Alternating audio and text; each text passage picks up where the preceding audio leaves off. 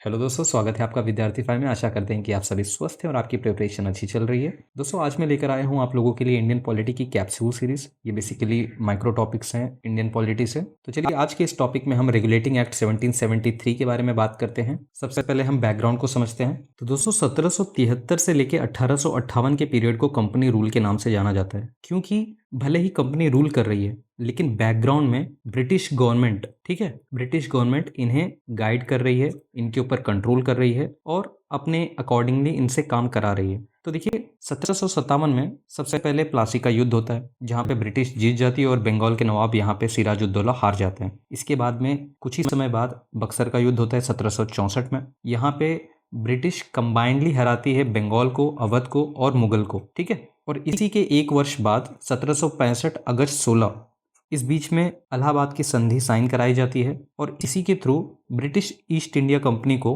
दीवानी के राइट्स मिल जाते हैं बंगाल, बिहार और उड़ीसा में। तो ये क्या है, देखिए, राजस्व संग्रह यानी कि रेवेन्यू कलेक्शन या फिर सिविल जस्टिस यानी कि नागरिक न्याय, ये अधिकार इन्हें मिल जाते हैं। तो ऐसे में जरूरत थी एक एक्ट की, तो रेगुलेटिंग एक्ट 1773 यहाँ पे लाया जाता है, ठीक है। तो इसके बारे में हम एक एक करके जानते हैं। तो देखिए, ये एक्ट पहला स्टेप था ब्रिटिश गवर्नमेंट द्वारा ये ईस्ट इंडिया कंपनी को इनके द्वारा किए गए कार्यों के ऊपर नियंत्रण लाना या फिर विनियमित करना। ये सारे के सारे इस एक्ट से शुरू होते हैं, ठीक है। ये पहला स्टेप था। और देखिए, इसी के साथ कंपनी के पॉलिटिकल और एडमिनिस्ट्रेटिव रोल्स को पहली बार रिकग्नाइज किया गया, ठीक है। और साथ ही साथ इस एक्ट के जरिए भारत में सेंट्रल एडमिनिस्ट्रेशन की नींव रखी गई। इस एक्ट के फीचर्स के बारे में बात करें तो देखिए, गवर्नर ऑफ बंगाल की पोस्ट को गवर्नर जनरल ऑफ बंगाल के पोस्ट में बदला गया, ठीक है। और इसका संबंध है सेंट्रल एडमिनिस्ट्रेशन से, जो कि अभी पिछले स्लाइड में बात की गई थी। तो वो किस तरीके से है वो आप कुछ ही देर में समझ जाएंगे।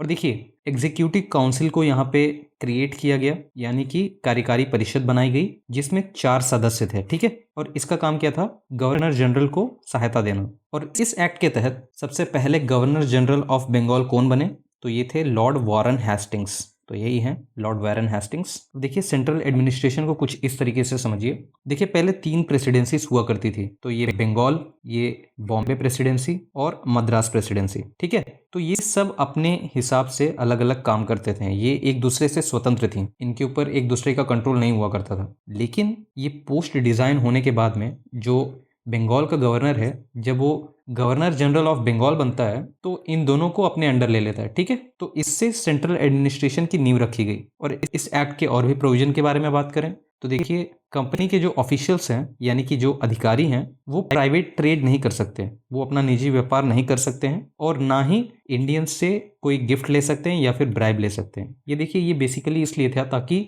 कंपनी में करप्शन को कम किया जा सके, ठीक है। और इसी के साथ साथ कोर्ट ऑफ डायरेक्टर्स का गठन हुआ था, जिसका काम था रेवेन्यू, सिविल और मिलिट्री अफेयर्स जो भी भारत में हो रहे हैं उसके ऊपर रिपोर्ट देना ब्रिटिश गवर्नमेंट को, ठीक है। ये बेसिकली किस लिए था, तो ये ब्रिटिश गवर्नमेंट का कंट्रोल कंपनी के ऊपर बढ़ा रहा था। तो इस चीज को समझिएगा कि ब्रिटिश गवर्नमेंट पूरी तरीके से कंपनी के ऊपर अपना कंट्रोल मजबूत करते जा रही थी धीरे धीरे इन एक्ट के जरिए। देखिए, क्योंकि ब्रिटिश ईस्ट इंडिया के पास काफी बड़ा एरिया था जहां पे इन्हें सिविल जस्टिस को इंश्योर करना था, बंगाल, बिहार, उड़ीसा में। तो इसके लिए इनके पास एक न्याय प्रणाली की आवश्यकता थी। तो इसीलिए 1774 में इन्होंने कलकत्ता में सुप्रीम कोर्ट का गठन किया, जिसमें उस समय एक चीफ जस्टिस यानी एक मुख्य न्यायाधीश और 3 अन्य न्यायाधीश इसमें शामिल थे, ठीक है। और देखिए, ये काफी इंपॉर्टेंट है। जो पहले चीफ जस्टिस थे वो थे सर एलिजा इम्पे।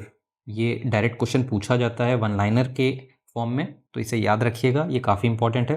और बाकी 3 जजेस की बात करें तो ये हैं Stephen Caesar Le Maistre, John Hyde और रॉबर्ट चैम्बर्स। और देखिए, ब्रिटिश लॉ के अनुसार बंगाल, बिहार और उड़ीसा में जस्टिस को एडमिनिस्टर करते थे, ठीक है। और देखिए, यहाँ पे बेसिक जनरल नॉलेज क्वेश्चन है। देखिए, पहला सुप्रीम कोर्ट आपको पता है कलकत्ता में फॉर्म किया गया था, लेकिन कहाँ पे, तो ये फोर्ट विलियम्स में, ठीक है। यही है फोर्ट विलियम्स, याद रखिएगा। अब देखिए, इस टॉपिक को हमने खत्म कर लिया। अब चलिए जल्दी से क्वेश्चंस की ओर चलते हैं। ब्रिटिश सरकार द्वारा भारत में ईस्ट इंडिया कंपनी के कार्यों को नियंत्रित एवं विनियमित करने के लिए पहला कदम किस अधिनियम के माध्यम से उठाया गया था, तो देखिए, ये है रेगुलेटिंग एक्ट 1773।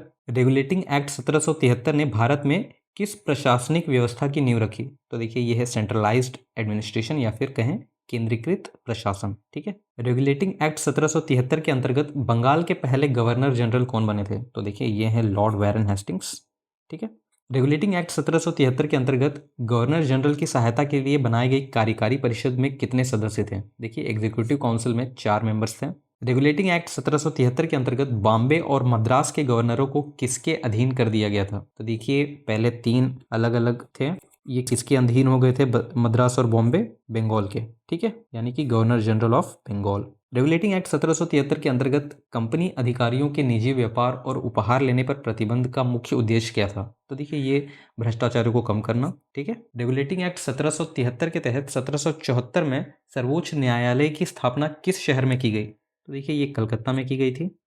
1774 में कलकत्ता में स्थापित सर्वोच्च न्यायालय में कुल कितने न्यायाधीश थे? देखिए एक चीफ जस्टिस थे, यानी एक मुख्य न्यायाधीश थे, और बाकी 3 नॉर्मल जजेस थे। ठीक है, तो यहाँ पे 3 जजेस हैं, ऑप्शन बी। अब अगला क्वेश्चन देखें। 1774 में स्थापित कलकत्ता के सर्वोच्च न्यायालय के पहले मुख्य न्यायाधीश कौन नियुक्त किए गए थे? तो देखिए ये थे सर एलिजा इम्पे, और ये जो बाकी 3 हैं ये थे अदर 3 जजेस। ठीक है, Stephen Caesar Le Maistre, John Hyde और सर रॉबर्ट चेम्बर्स। तो आपका ऑप्शन यहाँ पे क्या था? Sir Elijah Impey as first chief justice. ठीक है, तो दोस्तों इसी क्वेश्चन के साथ में हमने आज का टॉपिक और यहाँ के एमसीक्यूज खत्म कर लिए हैं।